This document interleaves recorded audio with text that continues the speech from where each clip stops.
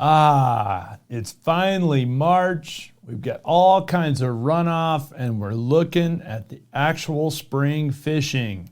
One problem, the water's going to get muddy, and how do we deal with that? We're going to talk about that exact topic on this episode of Fishful Thinker, the podcast. I'm Chad LaChance, and you're listening to Fishful Thinker, the podcast. All things fishful, all the time. Hey guys, Chad LaChance here, Fishful Thinker. Appreciate you tuning into this episode of Fishful Thinker, the podcast, brought to us, of course, by Sportsman's Warehouse. As always, close partner of ours has been since the get-go. Check out sportsmans.com or go to the local Sportsman's Warehouse, popping new ones up on a regular basis, including one that just opened in the last couple of days in Naples, Florida, which is my home state. And just in the spirit of being candid and honest, I'm actually headed back to Florida here about 3 days from now, and going to spend a little over a week down there doing some fishing with former Fishful Thinker guide Dan Swanson and a couple other friends of mine, Rick Gustafson, who you guys may know for doing IT stuff for Fishful Thinker. Going to do some snook and redfish, and it should be super fun down there, and we'll be dealing with some off-colored water for sure, but the difference down there is it will be tannin stain, and tannin is what makes water look like iced tea. Well, if you're a Western listener, first of all, thanks for listening, but second of all, we are fixing to head into mud season. In fact, we're already running into that, and here in the last couple of weeks, I've done podcasts about fishing partial open water, partial not open water. Well, 3 days ago at my house here in Colorado, it was 16 degrees. Today at my house here in Colorado, it is more like 45 degrees. And the water, I promise you, is getting muddy in the canyons and the creeks around here. And I think there's an overwhelming negativity, stigmatism maybe, that goes with that muddy water situation that so many people don't like. And it's funny because as a trout fisherman, I would rather have some color in the water than have that crystal clear water that trout are famous for. And I think it may stem largely from fly fishing as opposed to conventional tackle. But at the end of the day, the muddy water doesn't do a whole lot to deter fish from feeding. The only thing it really does, in my opinion, is make your stuff a little harder for the fish to find. So really all you do is overcome that and you can catch just as many fish. So let's talk a little bit about how we deal with the muddy water situation, specifically in flowing water, because that's really the stuff that gets famously muddy in the spring in the western half of the United States anyway. And when we're talking muddy, we're talking in some cases borderline zero visibility. Like it's a particulate that's in the water, meaning that it's literally small particles of debris, sand, sediment, ash. In the case here in the West, where we have so many giant wildfires in the last, 15, 20 years, you're going to get some ash maybe in the rivers. You may have some tannin as well this time of year from the leaf debris that was on the ground all winter. And at the end of the day, you've just got a lot of stuff in the water. And on top of it, in most cases, you have heavy flowing water as well, because once you get that runoff starting, once we get that afternoon runoff, you're going to get a bunch more water that's going to enter the creek system, and it's all going to gather and get bigger and bigger. And then if you happen to be fishing a main river, it may get extremely muddy. So there's a couple key things that can help you, say in the month of March and mid-April. And here in Colorado, what we call mud season, Colorado, Wyoming, Utah, Montana, probably Idaho, it's probably going to go all the way well into May, maybe even June in some situations. But a lot of time it's only muddy in the morning, or in the afternoon, I should say. The water's clear in the morning because it gets cold. It gets below freezing overnight, and it cuts some of the runoff down. And so the water tends to be clearer in the morning. So the obvious answer, if you're an angler that wants to fish this time of year, and let's face it, we're all anglers that want to fish at every time of year, maybe you just need to fish very early in the day and then leave once the sun really gets up and going. Now, that scenario does not work for me personally. And the reason that scenario doesn't work for me is, first of all, 12 hours is only a half day. And I don't ever want to be accused of fishing less than a half a day. Jokes aside, it's also the coldest point of the day. And I don't know how much time you've spent in a canyon, particularly a steep-walled Western Canyon, but they have a tendency to hold cold water or cold air pretty bad. And it can be a lot colder in the canyon first thing in the morning because you don't get any sun. All the cold air settled down in there overnight. You've got cold flowing water, typically, lots of shady areas. It can be very cold. So my personal preference from the comfort standpoint is to fish the afternoon when you get the sunshine out, because the other good thing about the West is we get 300 days a year of sunshine, and that solar gain, being that we're 5,000 plus, my house is 5,400 feet in elevation. So we get a lot of solar gain here that you might not get if you're in, say, Kansas or, somewhere down lower elevation wise. So that helps us a whole bunch. Problem is that solar gain also is what makes the rivers muddy up in a whole bunch when the sun comes up. So again, you can avoid some of the mud by fishing first thing in the morning. That's fine if that's how you want to handle it. I prefer to go the other way around and say, let's face the problem head on. Let's go when it's already muddy and I've probably missed a primary bite window, which happens first thing in the morning when the light first comes up, trout being primarily sight feeders. Light first comes up in the morning, they're probably a decent feed, and then there's probably a lull, and then the sun gets warm in the afternoon and the water picks up, and that's pretty much when you get the river to yourself. All of a sudden, everybody goes home, particularly all the fly fishing guys. And where I live, we probably have realistically 50-50 fly fishermen and conventional tackle guys on the river on any given day. There are certainly rivers in Colorado where it'd be 80 or 90% fly fishermen, and at which point if you show up with conventional tackle in the afternoon, you'll for sure have the river to yourself. Because the other thing is going on right now is traditional fly fishermen at a fairly high level are drifting nymphs. And those little tiny nymphs are almost impossible for fish to find in the muddy water, because the other thing that happens with that muddy water is it's flowing very fast. So now you get a high-speed drift with a little tiny bug, because that's generally what's available to the fish to eat. And as a fly fisherman, matching the hatch is part of the mantra, because we're only dead drifting, so therefore we can't really provoke bites per se. Our stuff is just drifting. Now, if you're a fan of Fishful Thinker, you probably know we've done whole podcasts on fishing streamers in the winter. And you can certainly do that in the runoff in the spring, and that's absolutely what I would be doing if I was a fly fisherman. But if there's ever a time for a fly fisherman to put down the fly rod and get a spinning rod, it's the muddy water scenario of spring that's going to be that time, because I have multiple ways to help fish locate my lure more than I would have with any fly situation. And that's a really important aspect. The other thing about it here's another reason why I like spinning tackle in the spring of the year, like the time of the year we're in right now, March, April, May. The river's not only running muddy where I can't see the bottom, it's also running high, which means I have a harder time wading in it because I have heavy current and I can't see the bottom. And we also have cold water on top of it, which makes it even more dangerous. But the point being, if you wade out thigh deep in the river and you step in a slick spot you didn't see or a hole you can't see because the water's all muddy and you fall in, it's going to be an extra bit of a problem than it's going to be in, say, August, when the air temperature is warm, the water's warm and low, and you're not having near the current flow and near the temperatures to deal with. If you fall in the river right now, it's cold, so dangerously cold. So I have a strong preference for staying on the bank this time of year, if at all possible, all the way into spring. If I can't see the bottom of the river, I don't want to wade. That's just me. It's a safety issue.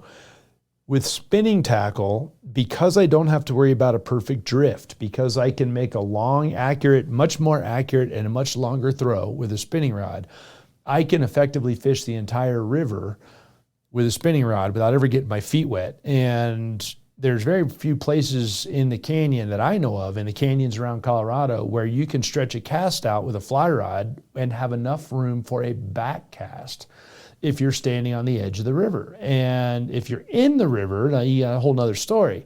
But if you're standing on the bank, you're undoubtedly going to have a hillside, some spruce trees, a fir tree, some willow bushes, some alder bushes, whatever the case might be. You're going to have something that's going to limit your back cast, and therefore you're going to be limited to however much line you can get out with either a roll cast or being creative.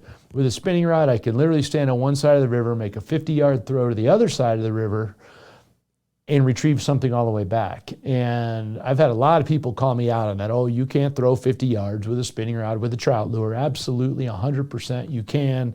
I've done that. I've measured it. I've measured it with laser rangefinders. I can for sure present a 1/4 ounce lure 50 yards across the river accurately with a spinning rod.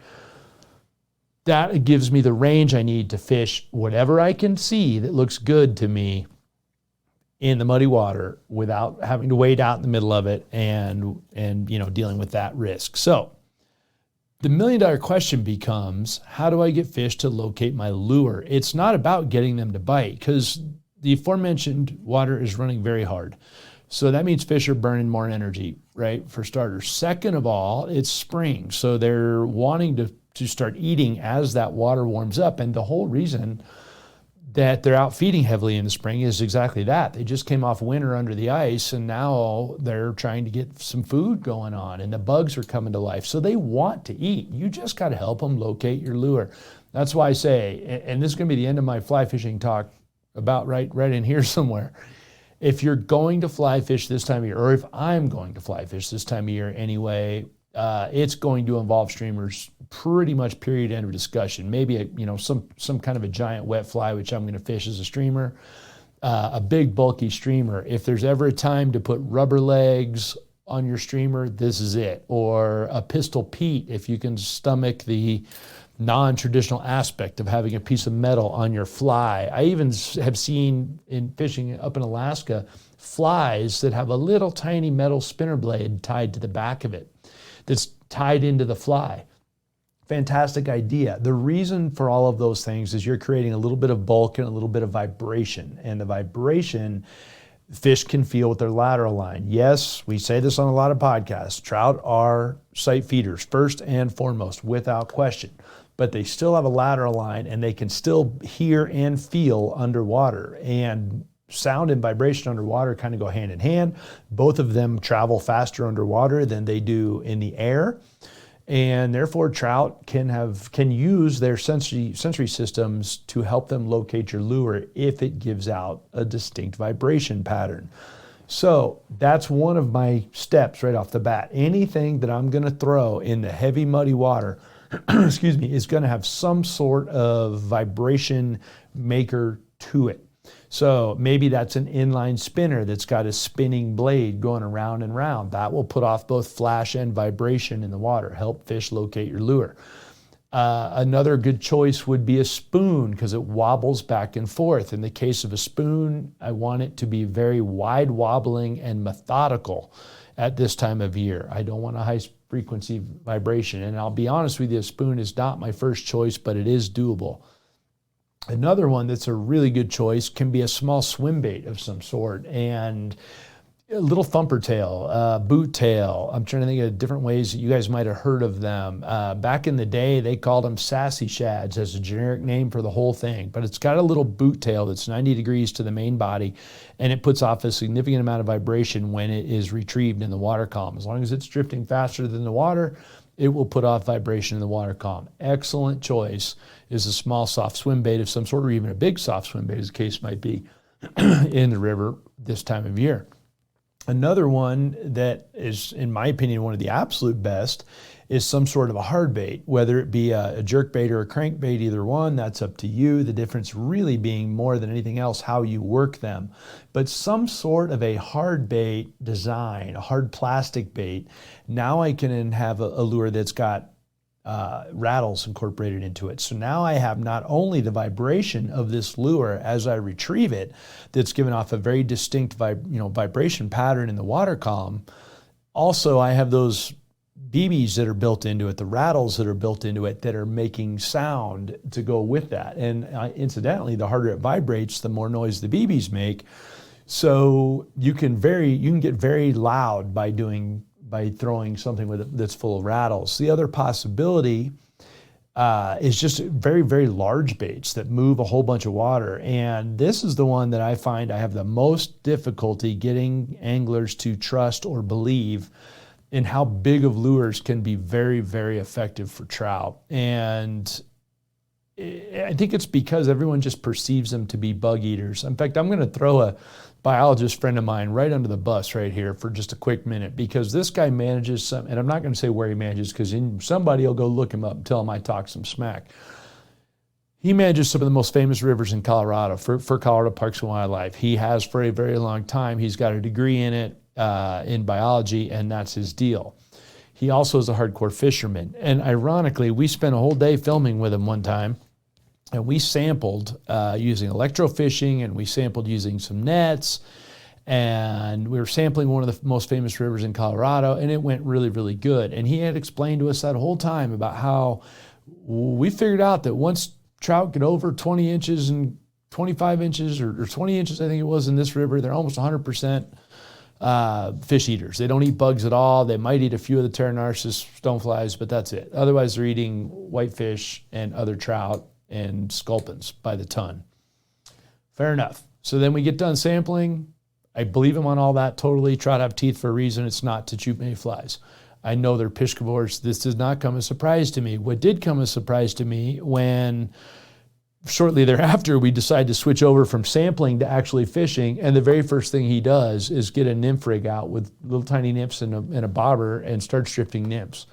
Like, well, what are you doing? Well, they're easier to catch this way. I can catch lots of fish this way. Well, he's correct, because he's fishing for the highest percentage of fish in the river. Understand, this was a midsummer thing, not muddy water. But his immediate knee-jerk reaction was to go right back to the nymphs, because the nymphs are very, very consistent. And I get that, because you're fishing for a bigger percentage of the fish in the river. There's not nearly as many 20-plus inch fish as there are 20 and below inch fish. So you're going to get more bites with your little tiny nymphs, without question. The flip side of that is you're not going to produce the big bites that a lot of us want, or you're very rarely going to produce the big bites that a lot of us want. And in the snowmelt runoff, you might not get any bites at all. But the ironic part of it was he just spent the first half of the day explaining to us how the big ones eat big baits and for a living, and then fishes little tiny baits because he just wants to catch a few fish. So if you just want to catch some fish in the summertime, throw the little nymphs. If you want to catch big ones, throw some sort of a streamer, a hard plug, a big fly of some sort, and give them a reason to bite in the river we're talking about here. Well, in the runoff, you might not catch any fish at all throwing those little tiny nymphs, because the fish won't locate it. And if you do, you got lucky and drifted one right in front of somebody. Whereas those great big lures that I advocate year round work exceptionally well in the muddy water. We filmed a show one time up in southern Wyoming. You couldn't see 1 inch into the water, and it was ripping down current. There was big debris floating in the water, big chunks of willow bushes from beaver dams that were being breached by the snowmelt. We nuked them by fishing 8-inch long hard baits in the river. And I think the biggest fish we caught that day was about 18 or 19 inches. But that big lure was easy for him to locate. And all morning long, I kept getting bigger and bigger and bigger with the lures, and my bites just came faster and faster and faster. And that's strictly a matter, in my opinion, of those fish locating that lure very easy and being willing to grab it. Another possibility along those same lines, though, is that some of these fish in that particular day were rainbows in a pre-spawn stage, and therefore they're biting out of aggression. They're biting out of territorialness as much as anything else. So that's the other side of it. You can count on the fact that this time of year you'll have some pre-spawn rainbows, and that's going to help you out. The big lures can be really good. A great big Berkeley hit stick, maybe 11 or a 13 Berkeley hit stick, be an excellent call. A lipless crankbait. We've done whole podcasts on this one recently, on the lipless crankbait. You guys might think of it as a rattle trap. For me, it's a Berkeley war pig more often than not. Retrieve that across the river. Again, noise and vibration. Trout are going to locate it easily in the muddy water. Fantastic. A flicker shad can be a great choice in the river. A small square bill can be a great choice in the river, in the muddy water. But again, it comes down to the vibration pattern that it puts off, and perhaps the BBs on the inside of it. Now, I'm going to tell you that all of those things are the most important. The noise, the vibration, but perhaps the profile or sheer bulk of the bait are the most important. But I will address color anyway. Color still matters but when it comes to muddy water, I want either pure black, pure white, or a very hot orange or pink or chartreuse color, like very hot, like it looks like the lures has a battery in it type hot, like a very bright color. Those colors, once the fish uses his lateral line and his ears to otolith bones to detect where your lure is, he will get near enough to it, and then he will convert to his eyes and be able to find it. And the colors will help you with that. So we just want something that's either substantially darker or lighter than the water itself.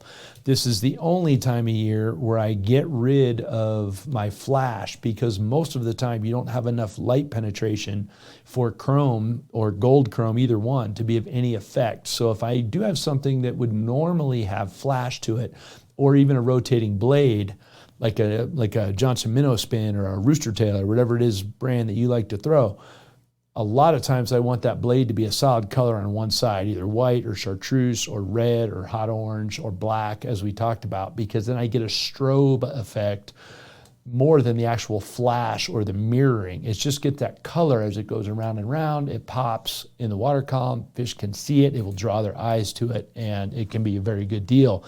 But really, the whole shoot match comes down to just getting fish to locating your bait. The only other hard part of it, in my opinion, is you need to be an accurate caster. And it doesn't matter if I'm throwing the swim jig like I talked about, or the inline spinner, the minnow spin, or the flicker shad, or the big hit stick, or whatever. Another excellent one I'll throw out here real quick, well, it just popped into my brain, is a beetle spin. A beetle spin arm is a great call, particularly with something with a boot tail or something on it that puts off additional vibration instead of just the straight little beetle spin body that they come with stock. Swap that body out and put something with a little bit of thump to it and a little bit of vibration built in, a little tiny grub or a little tiny boot tail or something like that. Good call on the back of a beetle spin, or maybe not even little tiny, might be 3 inches long. But again, giving extra vibration to it, a good choice. But the other thing you got to keep in mind is it is an accuracy game. And the reason is this: a high percentage of the trout, when the flows come up, get really running hard, they're going to pin themselves to the banks and really, really defined current seams. And they're really going to be stacked there because they can't afford to sit out in the current and just burn energy, especially this time of year because the current's running so hard and it's harder for them to feed. So they can't just sit out there and burn energy. They have to sit in seams and current breaks or something along those lines that will allow them to conserve some energy and dart out into the fast water and grab what's coming down the pike in their general direction. So at this time of year, in the mud, in the runoff, I'll fish long seams more than I will fish any sort of pocket water or boulder water, or certainly no riffles. Everything's going to be big, long runs and real defined seams and places with hard edges along the bank. It's kind of counterintuitive, but an outside bend in the river can be really good because it's generally going to get stuff on the bank. The river generally doesn't have a smooth bank. That outside swing, the outside edge of the current in the river will have a lot of deep water and flow in almost all cases, and it will have either a seam right on the bank, and I mean like right on the bank, like your lure needs to land 6 inches from the dirt, or it will have small things sticking out, rocks or branches or something that will give little current breaks. But an outside bend in a river can be great. And I'll stand on the inside of the river and make long throws across there. And I'm literally working my bait for the first 2 or 3 feet from the bank, and then I'll wind it in and start again. I use a very fast reel for this scenario, Revo Rocket pretty much always, which has got almost 40 inches of retrieve every time I turn the handle one time on the spool. So that can be an excellent thing, is to fish those outside bends. Another one can be any straight shots in the river where there's any sort of undercuts or basically small, tiny turns in the bank, rocks sticking out, log jams, anything that's going to give them a distinct current break or a long seam of some sort is going to be really, really important, because they're just not going to sit out in the current between their cold metabolisms and lack of food sources and heavy current and everything else, they're just not going to sit out in that. So they're going to be utilizing edges, seams, things like that. I don't generally like to fish big giant plunge pools because fish get so much chance to look at your stuff. If I am going to fish a plunge pool, it's going to be extremely tight to the bottom. And the problem you're going to have with that in the runoff is those plunge pools are going to be deeper than normal, for one. For two, anything heavy enough to get to the bottom of them is going to really be heavy, like pinned to the bottom in the heavy current, and then therefore will be snaggy. So again, not to beat a dead horse, but fish the edges of the river itself and the current seams. And a seam being, of course, anywhere where the really fast water brushes up against the really slow water. And you'll see a distinct edge. Sometimes foam will form there on the surface. You may see debris in a debris line right there. But at the end of the day, those seams give a trout a place to sit without burning any energy at all and snipe anything that comes down the river for him to get. And the last thing I'll throw out there, and we've talked a bunch about this in the last couple, you can expect that fish are sitting up against this something or tight to the bottom at this time of year. And tight to the bottom being the very common one, even more so in the winter, not quite as much so now as the flows come up and the fish start feeding more. But you're going to be in the bottom third of the water column pretty much guaranteed, or you're going to be up against something vertical, the edge of the river, a rock outcropping, whatever the case might be. So those are my deals. I'm not chasing pillow biters so much. I'm certainly not chasing pocket fish. Pillow biters being fish sitting ahead of rocks. Not chasing fish sitting behind rocks. I'm not chasing fish in plunge pools. And I'm not chasing fish in riffles. I'm really looking at the long runs with the fine current seams and typically swings in the river one way or the other. So that's my don't get grumpy because the river's muddy spiel. Get a spinning rod out. I didn't really talk about what spinning rod or what line. You can get away with murder this time of year when it comes to heavy line. In fact, I strongly recommend it. There's no point in risking breaking fish off. There's no point in risking babying the fish this time of year. The water's muddy. They're not going to see.